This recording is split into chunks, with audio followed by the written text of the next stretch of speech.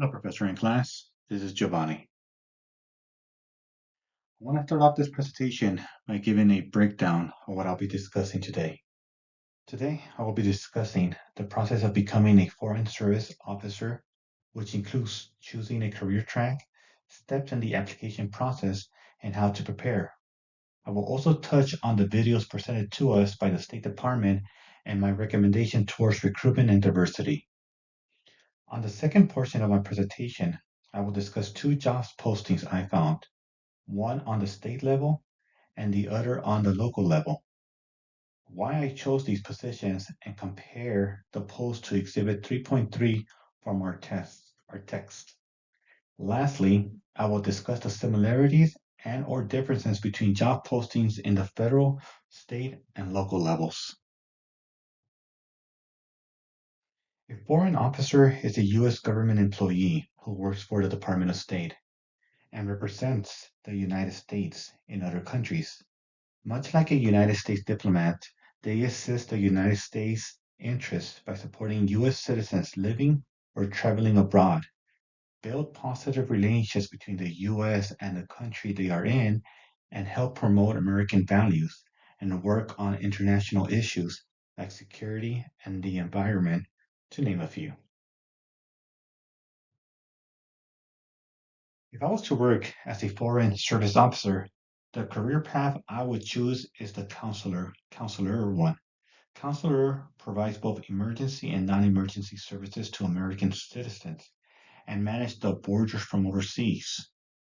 Some of the duties include helping U.S. citizens abroad who lost their passports, assist them during arrests, hospitalizations, or evacuations during disasters. At the same time, they assist with the processing of visas by interviewing and deciding who can legally visit, study, work, or immigrate to the U.S. The reason why the reason why that I chose this path, or the reason why this path attracted me, is because of my work experience in case management. As a case manager, I have been able to assist U.S. citizens and even non-U.S. citizens here with such things as mentioned before, like identification cards, arrests, and hospitalizations. These are just a few that I could name. As a student in Master's of Public Administration, I am learning the importance of bureaucracy and following this procedure, which will assist with processing visas. So, because of these reasons, I believe that I will be a good fit for this position because it aligns not just with my work experience, but also with my education to what the department is asking for in this particular position. Steps for becoming a Foreign Service Officer is lengthy. After choosing a career track, one must then register for the Foreign Service Officers Test. Take the test. Afterwards, submit a personal narrative for review. Then take an oral assessment, followed by a medical and security clearance, and finally have your entire application reviewed by a panel. And even after all of that, you still don't have the job. You are placed in the registry. So, how does one prepare for such a position? Well, on the actual website, there is a great PowerPoint that discusses not just the steps as far as becoming a foreign service officer, but even gives you an idea of how to prepare. Outline are different topics that it recommends as far as preparing for such a position. Steps like communication, computer, economics, management, mathematics and statistics, United States government, United States society and culture, world history, and geography. Now, as a student of public administration and also as a case manager, many of those topics I already have firsthand experience, but I will not fall under the hubris and arrogance or even pride that I think that I know it all. So, with that said, I would touch up on certain topics, like, for example, computers, being proficient not just in Microsoft Excel and Word, but also in new technologies like artificial intelligence. I will learn about the economy, not just for the United States, but of other nations. Our world has become a place where our country is no longer isolated, but is part of the global community. So, as a foreign service officer, I believe that one should know the economic states of other entities, both in Latin America Asia, African continent, or even Europe. As far as mathematics and statistics, well, currently right now, we are learning the importance of statistics and mathematics when it comes to implementing policies and procedures and the importance of having data to back up whatever claim you're trying to claim. Also, when it comes to the United States government, one should be aware of not just the basic, which is the legislative, executive, and judicial branches of the government, but also how those three branches might work with other governments in other countries, specifically the executive branch. How does the executive branch government and its policy interact with foreign nations? Lastly, one should know about the current United States society and culture. Because if we don't even know who we are as a country right now, if you don't know what's going on with the current society, culture, and trends, then how would you be able to represent the nation abroad? And lastly, knowing world history, knowing the history of where you're going to go, knowing the history, the dynamics of the people that you're going to be working with. Now, all this stuff does come together in your studies, but it is more important for you to go outside of your studies and actually learn about it through different type of medias, everything from social medias, articles, even foreign movies. So with that said, I will use a combination of all that I have mentioned in order to prepare for such a position. Now, I personally did not found the videos effective whatsoever. Yes, they were beautifully made and they were interesting, but I did feel that they were a bit off-putting.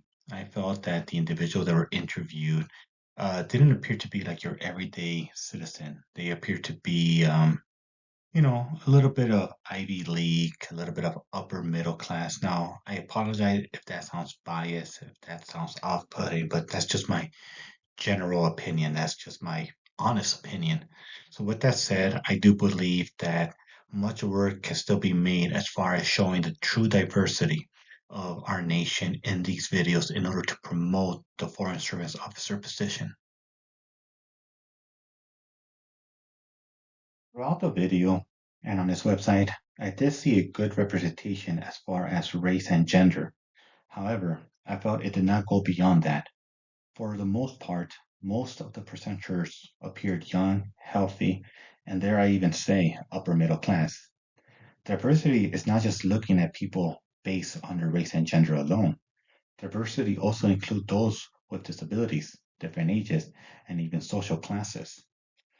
If I was the State Department, I will start there, showcasing people outside the parameters of race and gender.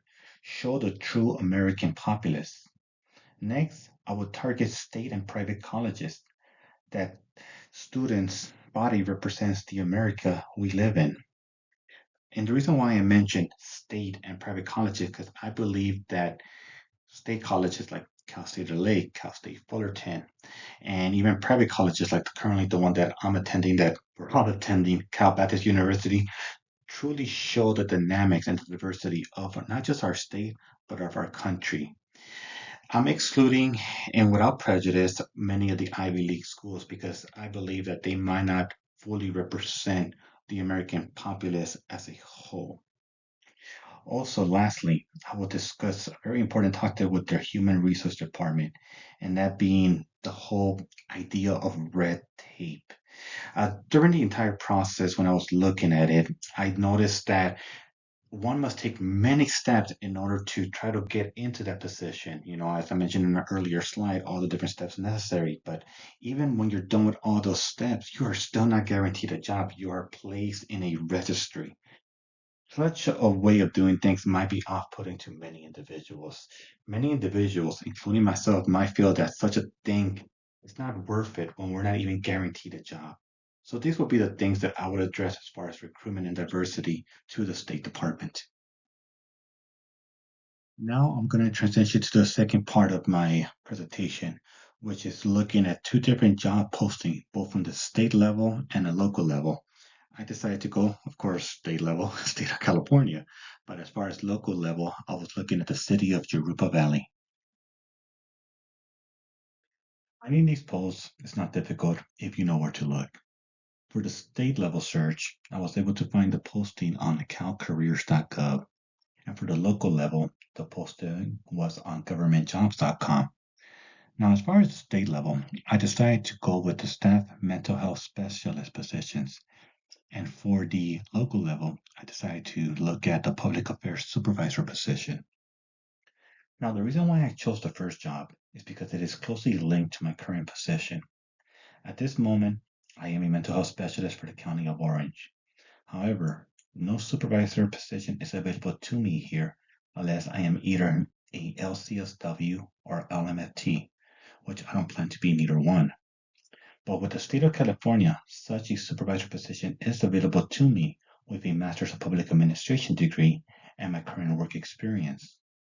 Outside of meeting the qualifications, mental health has been and is the main reason why I chose to enter public services.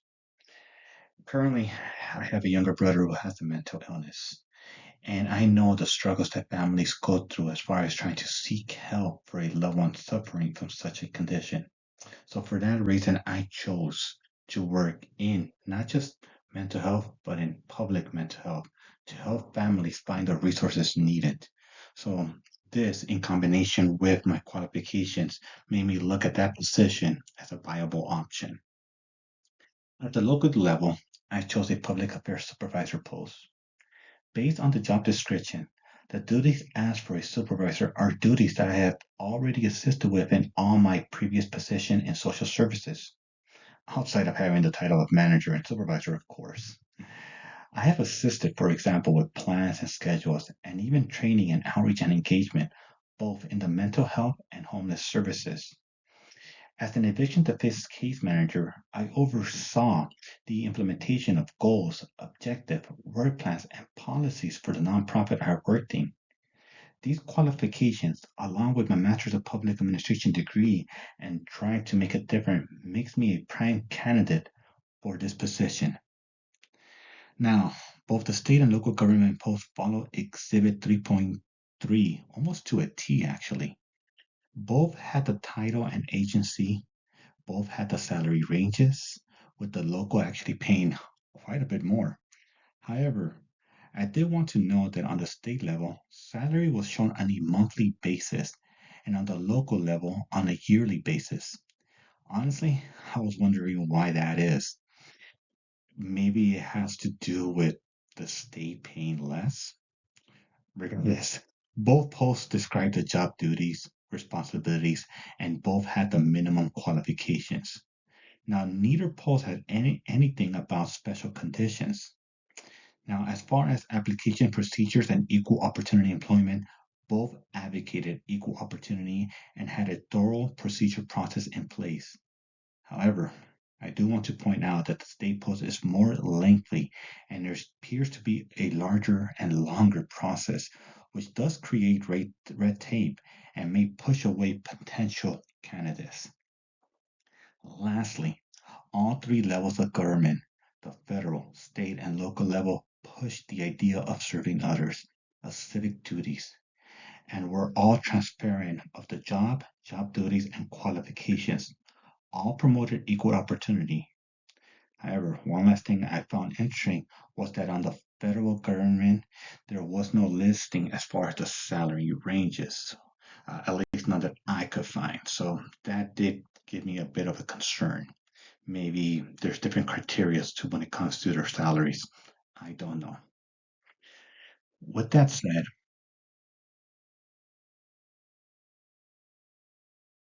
regardless of what path you choose, always remember to be thankful. God bless you all and have a great week.